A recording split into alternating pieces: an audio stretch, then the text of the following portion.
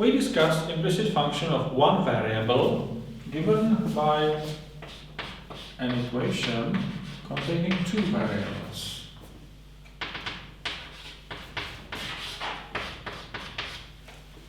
And let us generalize this to a greater number of variables. Now consider an equation for not two but three variables.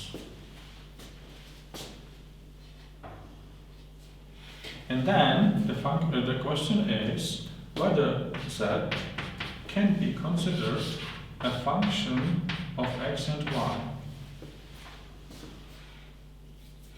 Here we have again two functions, capital F, which is a function of three variables and is given explicitly by the equation, the left-hand side of the equation.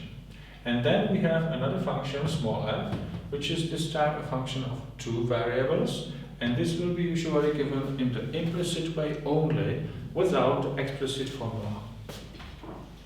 And again, the definition goes this way. We say the equation like that defines such a function near some point x0, y0, z0 if the point satisfies this equation. That means capital F at x0, y0, z0 is indeed equal to 0, and there exist two positive numbers, delta and epsilon, such that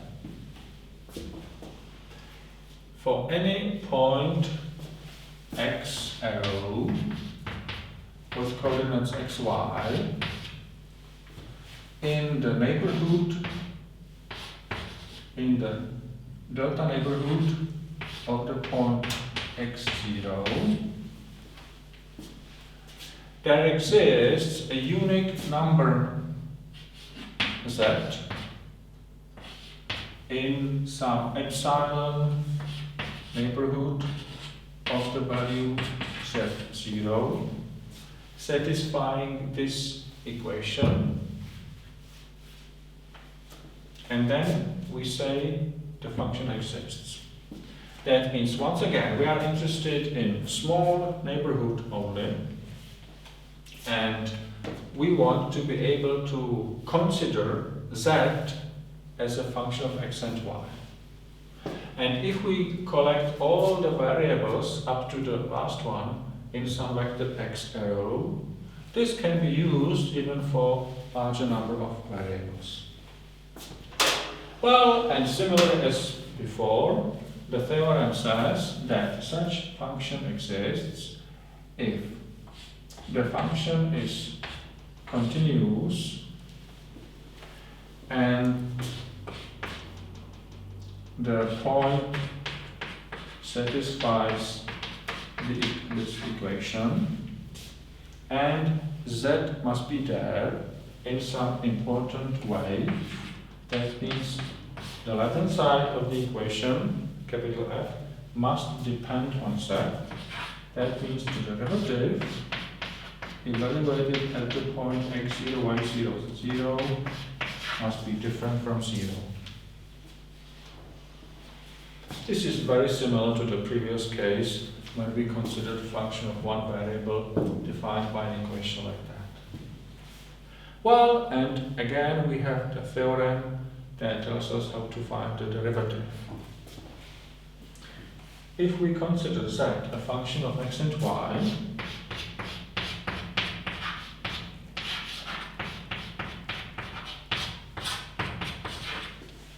then we can differentiate with respect to x, and we have partial derivative of f with respect to the first argument times x differentiated with respect to x, which is 1, plus f with respect to y times f with respect times y with respect to x. But now x and y are two independent variables, even when we consider fxy, plus derivative of f with respect to the last variable times the derivative of the inner function, which is the partial derivative of the function small f, the implicit function.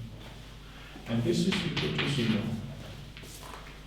And when we subtract fx, and when we divide by fz, we arrive at fx is minus fx fz. Very, very similar formula to the derivative of the function, of the implicit function of one variable. And we can differentiate with respect to y, and then we have f with respect to x times 0, plus f with respect to y plus 1, plus f with respect to z times f with respect to y.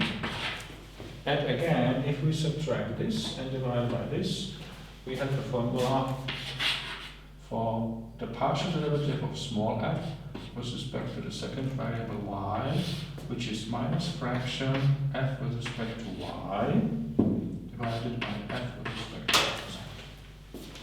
z. And this goes well with the condition that f differentiated with respect to z should be equal to 0.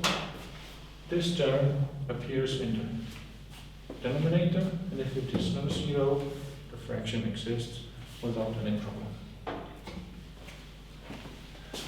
So in the denominator, we have the derivative with respect to the variable that we want to declare dependent. And then we have derivative with respect to x when we consider fx, and derivative with respect to y when we consider derivative with respect to y. And this can be straightforwardly generalized to higher dimension.